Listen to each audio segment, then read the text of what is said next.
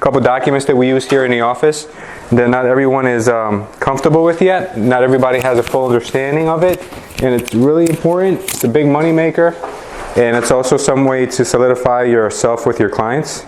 So we're going to start with the exclusive buyer's agreement. Who's familiar with an exclusive buyer's agreement? Anyone used one before? Okay.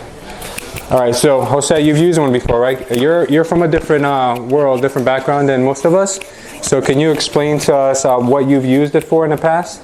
Yeah, just to establish, for instance, as the markets heat up, sometimes buyers have a tendency of trying to get different properties with different real estate agents in the hope that they will somehow get a better deal or even get that one house. Okay. So I have used it in the past to secure that buyer to just exclusively work with me. Sure. As opposed to be jumping around other agents as well. Correct. As a way of, holding them accountable legally. Mm-hmm. That as I put my efforts into securing a property for them. Sure. That I will not find out that they already put an offer with another agency. Okay, exactly. So what Jose said is one of the most important reasons why we use an exclusive buyer's agreement. Who here has worked with buyers and been shown houses and all of a sudden they're like, oh, we bought a house at an open house, or we bought it for sale by owner, or my cousin just got his real estate license and I want to go make an offer with them, or they've been working with another agent the whole time and never said anything. Like, these things happen and people think, like, they don't understand, like, they've never worked a day in their life in real estate. They think that we get paid by the hour, or they think that we get paid by the house and the amount of houses we show, and they don't understand our business. So what I've always told my agents is if you do decide to work with buyers, which I strongly suggest you limit your amount of buyers you do work with the right buyers. You have to emotionally pre-qualify them, not just financially. So the way you do that is you ask them to meet with you in the office first for a consultation before you run around like crazy. The way I used to get people to come into the office is simply telling them, hey, listen, we could drive around like crazy looking at houses that may not be on a market anymore and just spend a ton of gas, or we can look online together and look at a bunch of houses that by the time you're ready to go see won't be available. Or if you want, come into the office, we'll check out everything that's in your parameters that fits your criteria, and then I can also show you some off-market properties that I can't just email you. Then people, if they come in, you've given them all the reasons in the world to come in. If they come in, then number one, they're serious, right? Number two, you can start explaining to them how you work and what makes you different than other agents.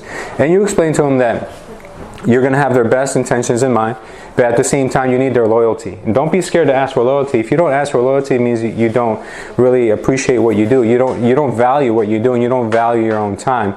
If you look at someone in the eye and you say, hey, listen, I want you to understand that I'm going to work with you, and I only get paid when you find your dream house. So in order for you to understand that, there are some documentation that I need to go over with you. That being said, the exclusive buyer's agreement, right? And everything is in its presentation, right? People are like, how do you get a person to sign an exclusive buyer's agreement? That's like, it's like so like uncomfortable to tell them, you just, no, it's not. It's all in the way you deliver it. It's all in the way you explain it. So for instance, if I was to, and I'll role play this with you guys, but if I was to meet with a client today and I would say, Ella, you're my client, right? You're coming in to see me and you want to buy a house. Okay, Ella, I'm going to do everything possible to get you this right house, right? Do you want me to limit myself to just finding you a house that's on MLS, or would you want me to find you a house maybe not on the market, maybe something that's a for sale by owner that I might talk into? Would you be open to looking at something like that too? Of course, you want to look at the best house no matter where it comes from. So in order for me to protect my agency, in order to protect your interests, we need to fill out what's called the exclusive buyer's agreement. This states that I will be exclusively working on your behalf for a certain amount of time and a certain radius, right, in a certain area. Now, in exchange for this, I also need a few things from you. I need you to be honest and relevant with me about everything you're looking for. I need you to let me know of any homes that you might want to look at. And then I need you to also let me know that those homes that I showed you, and if any of them meet your needs, to make an offer on those homes through me. So your obligations are very simple. Now I have to be very honest with you too, and I have to be very straightforward. Use my due diligence and care, and do a lot of things that are going to protect you. Now, in order for me to be able to work with my clients, we execute what's called a exclusive buyer's agreement, which states that at any point in time I can find you a home anywhere, not just on the MLS. And at the same time, if you want to make an offer on any home during this time period, you'll let me know about it. Does that sound like beneficial to you? And most of the time people are going to say yes, you know what, that makes perfect sense, right? So the exclusive buyer's agreement doesn't have to be all about one-sided, about me. It doesn't have to be about the real estate agent, how it benefits me. It's also beneficial to the consumer, because the consumer is being represented by someone who values their time, someone who's professional. And if a person really is a good, kind-hearted person, they're gonna execute this with you, and they're also gonna be on the hook, ready to like go look at properties with you. Now, it's not necessary that this needs to be the first thing you pull out. You may want to build a rapport first, have a conversation with the person, find out about them, see what their needs are and why they're buying a house, right? Then show them some homes that are like really nice, that they might be like, okay, that's awesome, I can't wait to go look at them. Okay, let's put the brakes on for a second. So let me explain to you how we work, right? And then you've got them on a hook. They're ready to go look at houses. At this point, they're more open to signing anything that you put in front of them. Now, I know a lot of us don't do this, but we have to get into the habit of doing it. Whenever we meet with our clients, we have to get them to sign a consumer information statement. You guys know that's the law, right? You really can't start talking about business and real estate until you explain to them what the relationships in real estate are with the consumer information statement. We're going to get to that in a second. I just wanted to remind you that if you're going to be getting something signed anyway, which is as important as the consumer information statement, you might as well pull out the exclusive buyer's agreement too.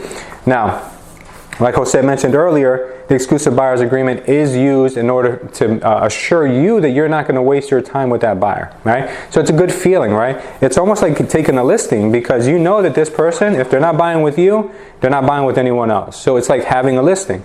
So now, you know, like Tom had said earlier, how many contracts do you, or how many buyers are you working with, right? And he's, oh, I'm working with 5 buyers, right? How many of them have signed exclusive buyer's agreement? None of them. Then you have no buyers. That's what, you know, it's true, because buyers are liars, or buyer, like Danny likes to say in his videos, like Danny says in his video. No one saw that one. But also the thing with buyers is no one owns buyers. Buyers are not owned by anyone, so they can go anywhere they want. Even with this, they can go anywhere they want, right? Because they can just go and do whatever they want. But psychologically, if they sign this, they're less likely to do that, right? They're very less likely to do that, because they understand that they have an agreement with you. So this is a way to emotionally qualify your buyers, right? Make sure that they understand that they're working with you exclusively, and you're working with them to the best of your capabilities. Now, what the other purpose of this exclusive buyer's agreement is used for, and which is probably going to be the biggest factor that most people overlook, is that you can really make a great living utilizing a buyer's agreement, because there's investors out there who want to buy houses, right? And you are probably one of like 20 agents that can probably provide one for them who they know. Now with these investors, you can use the exclusive buyer's agreement, and then you can go down to line 9, where it says line 9, does the buyer have a business relationship with another broker? You can either check off yes on this one, or you can just use the one that's called non-exclusive buyer's agreement. The non-exclusive buyer's agreement means that they have no exclusivity with you. They can buy with any other agent they want. They can buy by themselves, and they owe you nothing. But if they buy through you, these terms apply. So what an exclusive buyer's agreement has to also dictate is how much money are you going to get for working with these people, okay? So if you look down on line 26, right, brokerage fee. Everyone see brokerage fee? This is where you will dictate how much money you expect to make with this person, or from the transaction that this person is going to be involved in. So most people will put 3% here, or 2.5%, right? Which means that that's what you want to make as a real estate commission. Now, if you make that, if you get that commission from the seller, then the buyer is in no way, shape, or form obligated to pay you that 2.5%, 3%. Okay. Now, I want everyone to read this paragraph thoroughly, paragraph number 5, when you have the opportunity. I will go over it briefly with you guys. But what this paragraph states is that if I find you a house, I want 3% commission, right? Now, if the seller's paying a commission, then you're off the hook. You don't have to pay me my 3%. But if I find you a property from a for sale by owner and they're reluctant to pay commission, or if I find you a home that's off market and I convince the person but they don't want to pay commission, you have to pay me my commission. But most times it's really all like an illusion who pays the commission, because the buyer assumes that the seller's paying a commission and the seller assumes that the buyer's paying a commission. So depending who you're talking to, you can make it seem like they're not really on the hook for the commission. I'll give you a perfect example. I'm working with Ella. She wants me to find her a house, right? She's like, Louis, I'm on a $200,000 house. I find her a $200,000 house by for sale by owner. The for sale by owner says, I want 180 for my house, right? Okay, you want 180? No problem. We'll get you 180. Now, in order to get you your 180, I would have to sell this home to my buyer for 190 to fit in my real estate commission. Is that okay with you, Mr. Seller? Yes, it's perfectly fine. I don't care as long as I don't have to pay for it, right? Supposedly. Now, the buyer thinks that the seller is going to pay for it because the buyer, the conversation I'm going to have with her is that, look, I found your home for about $190,000. It's under your $200,000 threshold, and the commission is going to be paid through the seller's proceeds. Is that good with you? Perfect. Great. So depending on who you're talking to, you can always throw the commission on the other person, even though the commission, we all know, is paid from the proceeds of the sale, from the proceeds that the seller is going to get. So if you want to make the seller feel warm and fuzzy like they're not paying for it, there's ways to explain to them that it's being built into what they want. So that's one way to explain it. But if there is no, by any, like, if for what, I've ran into people like this, if by some crazy a reason the buyer says, no, I don't want to see a contract for more than 1 penny of what I want for it. I want 180 and I don't want to increase it and pay it out of my commission. I don't want to be liable for taxes even though they're not, but they don't understand it. They're really hard-headed. If that's the case, okay, the contract has to read 180, fine, it has to read 180. You still have this that says that you're supposed to get 3% or 2.5% from your buyer. So the way the HUD's going to read now is that on the buyer's side of the HUD, there's going to be an additional charge to the buyer. So that means the buyer will have to come to closing with the additional however much money that is. It could be $6,000. So instead of the buyer's closing costs being $10,000, now they're going to be $16,000 because they owe a commission to the broker who's representing them. So you'll always be protected one way or another with the exclusive buyer's agreement.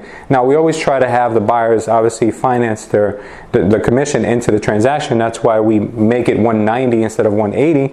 But that's just, it depends on each scenario. Every case is different. So the real reason why you want to use these exclusive buyer's agreements is because when you work with investors, not the real reason, but one of the most important reasons is because when you're working with these investors, an investor might come up to you and say, you know what, I want to buy a house for, and there's not too many around anymore, but I want to buy a house for $100,000, right? And I want to, I want it so I can make, so I could fix it, flip it, and make a ton of money. I want to make like $80,000 or whatever, right? Now, is it fair for you to run around and, kind of like go crazy looking for this $100,000 house that's really hard to find? You have to make, I don't know how many offers. You would have to look and call, I don't know how many people before you finally find a $100,000 house. Now, is it fair that you're going to make less money on that transaction than you would if you just went out with a regular buyer that's looking for a $250,000 house to live in? But we don't want to underservice that segment of the population either, who wants to buy these $100,000 houses.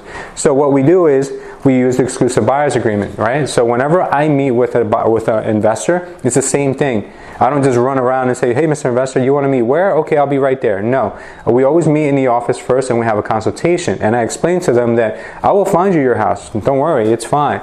With investors, this is actually a lot easier because they're analytical people. They're not emotional people. And if they are, then you shouldn't work with them. Analytical investors are the best ones you would work with because all they care about is the numbers and the profit they're going to make on any particular house. So if the investor comes and says to me, Louis, I want to buy a home, my budget is $100,000, no problem, sir. Well, what I'll explain to you is that the way I work is that I use exclusive buyer's agreements because for me to find you a home that's $100,000, it's not going to be easy. So what I want you to understand is that our commission for representing investors is a minimum of $10,000 per transaction.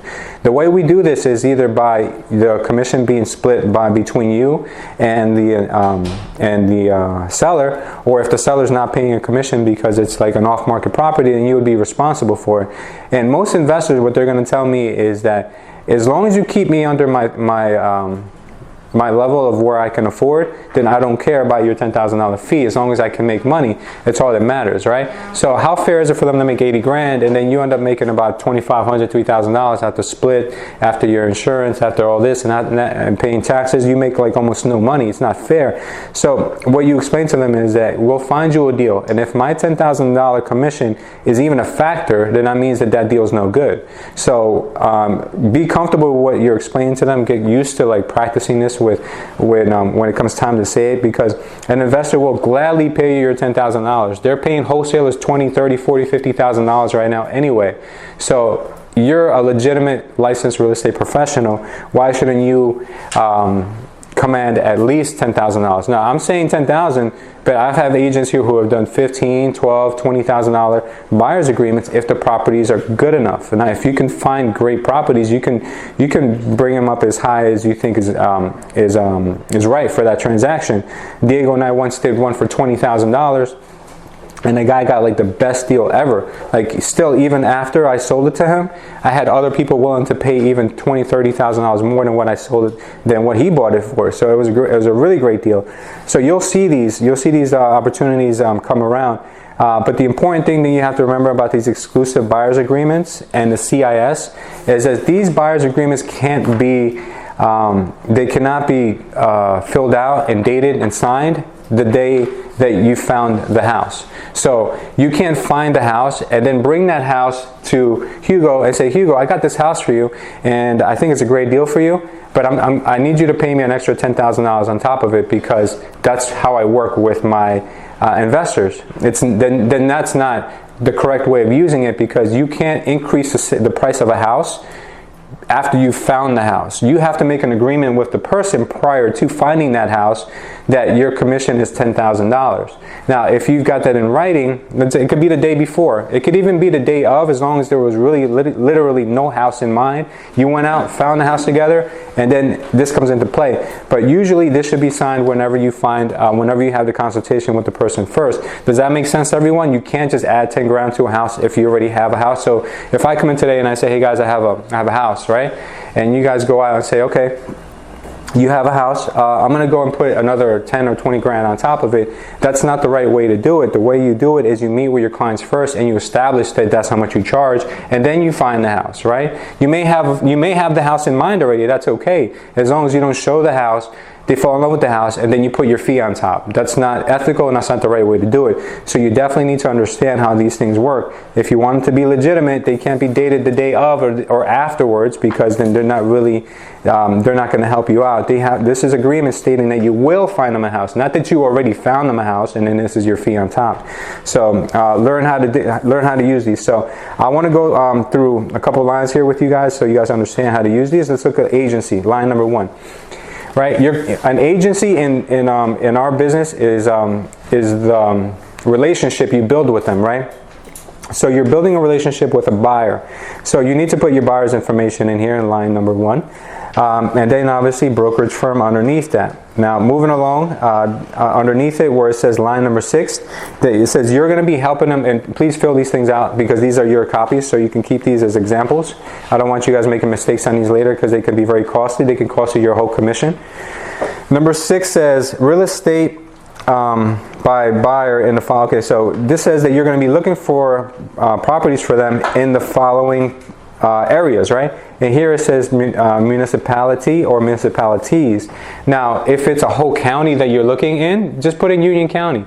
If you think it's more than one county, put in Union, Essex, Middlesex County. It doesn't matter. As long as it's in writing and it's here, you don't have to restrict it to just municipalities, right?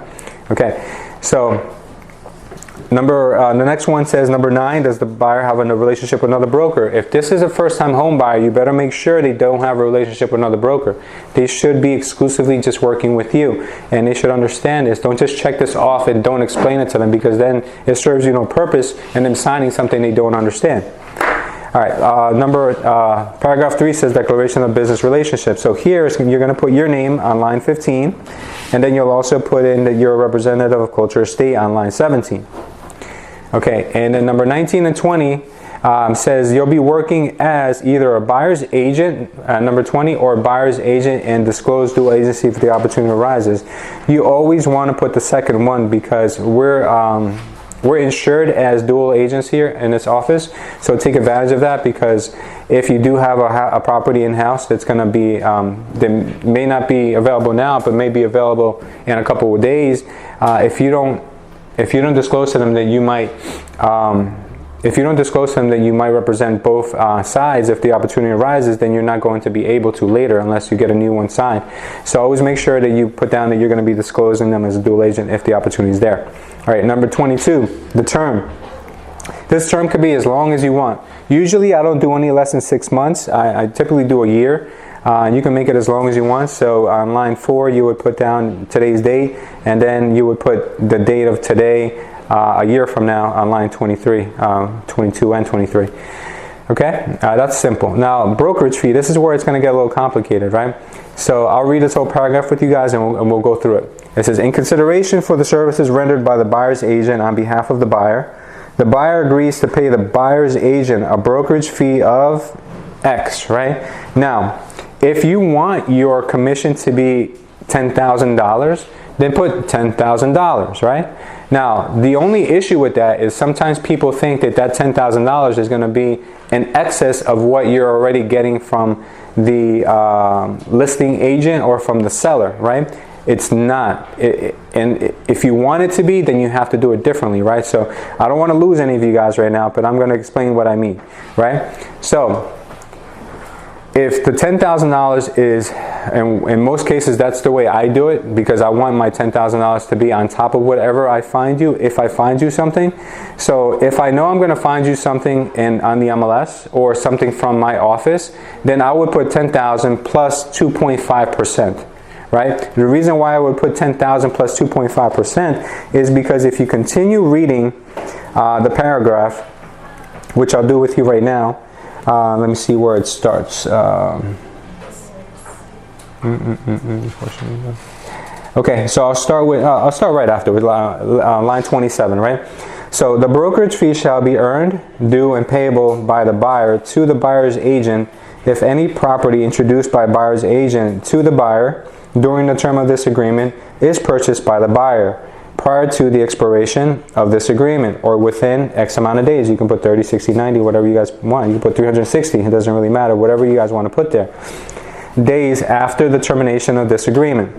However, if the seller of such property authorizes the listing broker to pay a portion of the listing brokerage fee to the buyer's agent, that portion of such brokerage fee shall be credited against the buyer's obligation to the buyer's agent as set forth above. So, hey, this way. Okay, so line 29, I'll read that to you guys again. However, if the seller of such property authorizes the listing broker to pay a portion of the listing broker's brokerage fee to the buyer's agent, that portion of such brokerage fee shall be credited against the buyer's obligation to the buyer's agent as set forth above. So what that means is if you told them that your real estate commission that you charge is $10,000, if they're paying out 2.5% on a house that's $100,000, that means that $2,500 is coming from the seller. So that means that that $2,500 is now credited to the buyer, which means that that buyer now is only on the hook to pay you the difference, which is $7,500. If you're okay with that and that's what you intended, then that's fine. If you're not okay with that and you intended it to be $10,000 on top of whatever you're already getting, then you need to make sure you write it out like I explained earlier, $10,000 plus 2.5%, or $10,000 plus any commission that may be paid by seller. However you want to do it, but it needs to be written out very clearly where it's not misconstrued later on, because I've seen buyer's agreements where people put in $10,000, $12,000 and then they think that that's what they're getting. Meanwhile, they're collecting $6,000 from somewhere else. Now, these buyer's agreements are set forth for you to be able to make a really good commission on a transaction. If the buyer, who's probably going to be an investor if you're using these in this way, is going to make a killing, why shouldn't you make a good amount of money too? There's no reason why, right? So you're providing a very lucrative product. You should be able to be compensated for such as well. So make sure you understand that. Is anyone still confused about the what I'm explaining here? Because I'll draw it out on the board if you need me to. Is anyone clear? Okay. So you put $10,000 plus 2.5? Correct. If you want, or plus 2.5%, or you can put 10,000 plus any commission paid by seller. All right. That's more clear, because maybe you'll get 3%. You know, maybe you'll get 2.5. So I'd like for you guys to get in the habit of doing it that way, because it doesn't really affect the seller. It really doesn't affect the buyer if you do it that way, because they're already in their mind think they're going to be paying you $10,000 if you find them a house. So I prefer you do it that way. Okay, so that's why this paragraph is important for you guys to really familiarize yourself with. Okay, so then I'll finish off by reading the rest of it. Okay, in such event, buyer agrees to pay to the buyer's agent. This is on line 31. I'm continuing. Buyer agrees to pay to buyer's agent at closing the difference between the amount so received from the listing broker and the total brokerage fee due to the buyer's agent, as referred to in this paragraph, unless as a term or condition of the contract of sale, the seller has agreed to pay such difference to the buyer's agent at closing. So what that says is that even if your commission is $10,000 and the seller's only paying, let's say, $5,000 of it, if for some reason the seller says, you know what, I'll pay the whole thing for you guys, then the whole thing would be credited to the buyer. All right, so you need to understand how this brokerage fee works. So now, number 36, these things you should commit to heart. These two paragraphs that we're going to cover, you should commit to heart. So number 6 says the buyer's agent's duties, right? So when you're explaining this document to your clients, you have to explain to them why this is beneficial to them, right? The reason why it's beneficial to them is because you have duties and obligations to them that you're showing them you're going to be committed to. So letter A says that you're going to use your diligence in its search to locate a property which is acceptable to the buyer, right? So you're gonna really go above and beyond to find them the right house, is what letter A says. Letter B says you're going to use your professional knowledge and skills to assist the buyer to negotiate for the purchase of such property. So what that means is that you got their best interest at heart. You're going to go after that property at the price that they want to pay and get the best deal possible. Letter C says you're going to assist the buyer throughout the transaction and to represent the buyer's best interest. So what that means is you're not just going to get the contract signed and then go about your business and forget about them. It means you're in there for the long run. You're going to represent them through the whole transaction. So letter A, B, and C are items that are very beneficial to the buyer, and this is explaining to them that you're on the hook for these services. Now, paragraph 7 is the buyer's duties to you. 7 says that, in paragraph 7 it says that the buyer shall, letter A, provide accurate and relevant personal information to the buyer's agent regarding the buyer's financial ability to purchase real estate. How easy is that? All you're basically asking them is to be honest with me. Just be honest with me. Give me the right information that I need in order for us to purchase the right property. Letter B says, advise the buyer's agent of any home offered for sale to the buyer where the buyer may have an interest in purchasing such property. So what that says is that if you like a property, just let me know about it. That's all that means. Just tell me. Letter C says, submit through the buyer's agent, which is me, any offer to purchase or contract on a property which was shown to the buyer by the buyer's agent. So what that says is if I showed you a house, please give me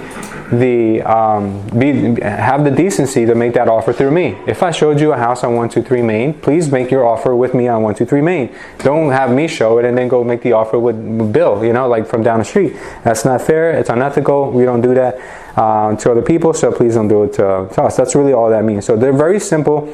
They're very simple obligations for the buyer. So the buyer would be like, yeah, that's a no-brainer. So this is really what you're getting into when you're getting an exclusive buyer's agreement executed. In every buyer's file that you guys have, and they're also extremely useful when you're working with investors. I don't work with a single investor who doesn't understand that they're going to be paying for a property if I find them with Paul. So, I know that we get these people to sign for, to kind of keep them protected. Mm-hmm. What happens if they wind up going and buying a house with another agent? It's they can legally they can still do that. They can, but this is a contract. And then feel that they are kind of yes, it's psychological, right? That people will probably stay away from doing that, and it'll also make you feel better knowing that you have this person's not only word, but you have it in writing that they're going to work with you.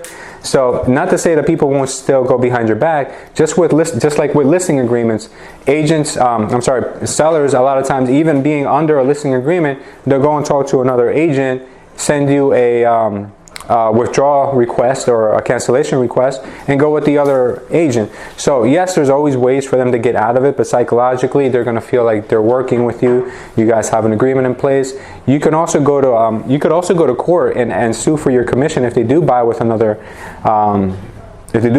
agent. Now, would you want to do that? That's decision is up to you to make. If you work with this couple for 6 months, a year, and then they go and buy a house, and that's a big slap in the face, maybe you want to do that because you did literally just spend a year working with these people. So you're able to do that when you have this. When you don't have this, guess what? There's nothing. You got nothing. So that's why this is important.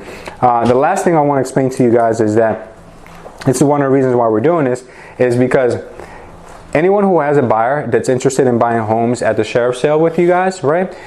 There's no commission being paid by the sheriff, the bank, or anyone else, right? So if you want to introduce them to sheriff sales and they want you to go for them, you better make sure that this is signed. If this is not signed, they don't have to pay you anything. You can go there and get them that property, and they could give you a high five, and that's it. You know, there's nothing else that they owe you.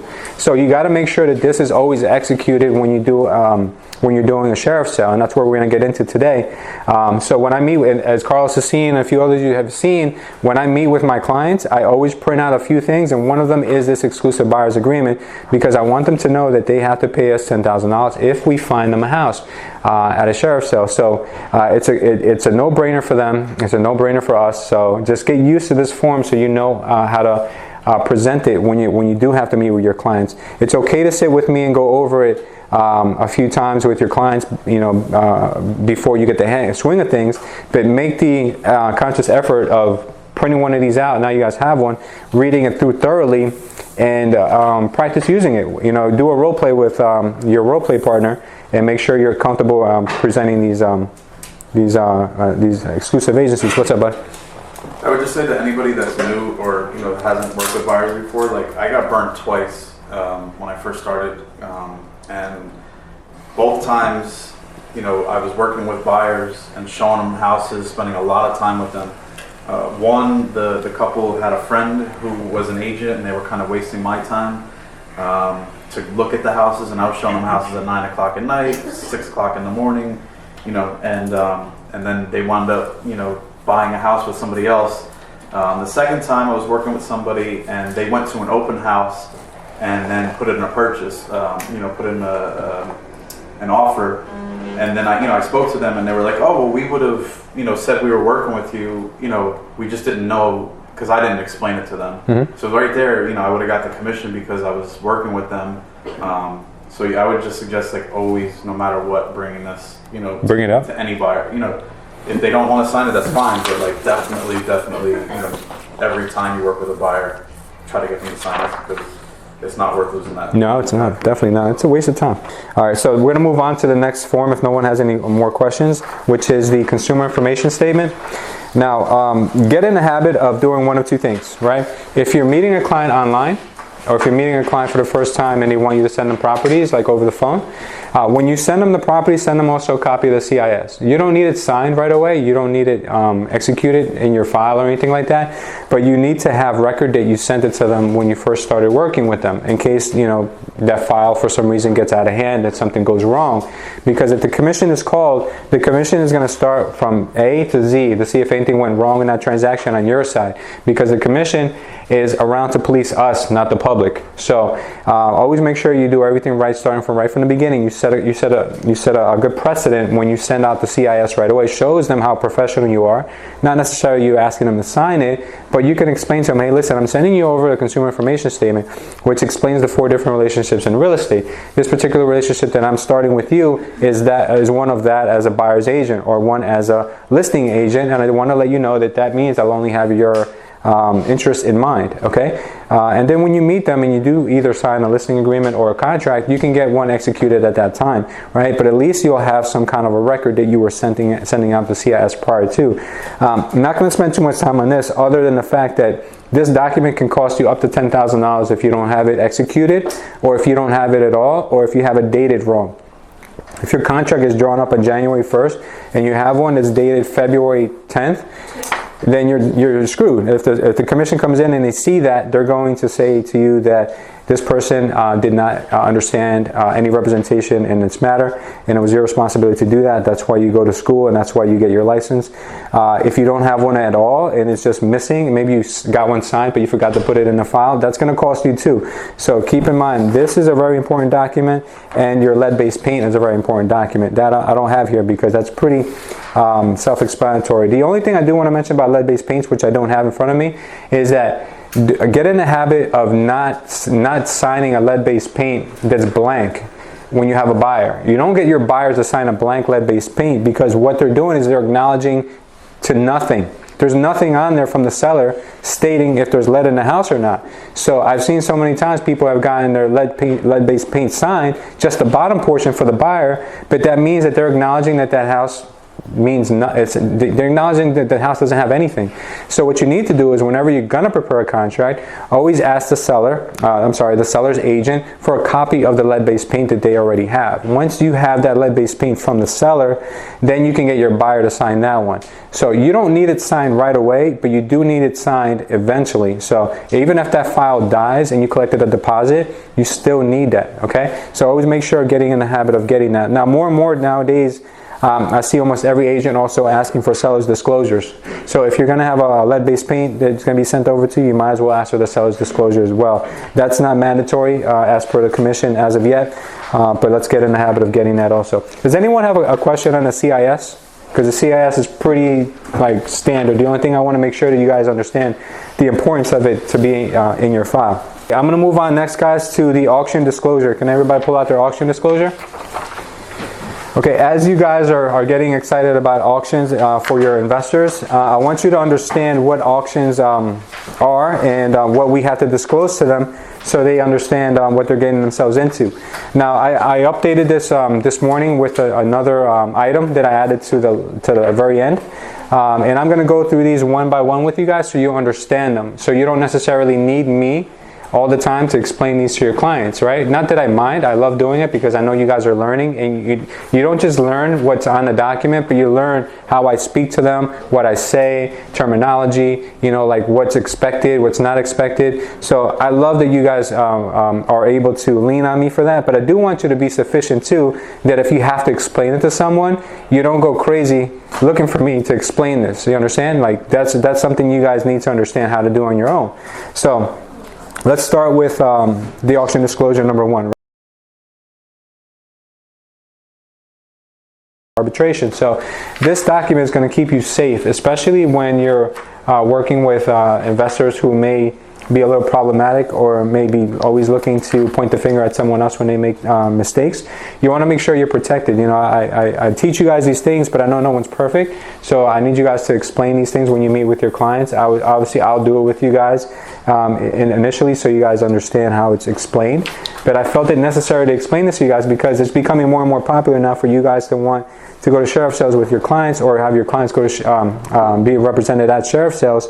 So I want you guys to be educated and know how to explain these things to your clients when the time comes for you to explain it to them. I didn't want to just leave this for whenever you have a client, then you figure out how to do it. It's good to be proactive and find out beforehand.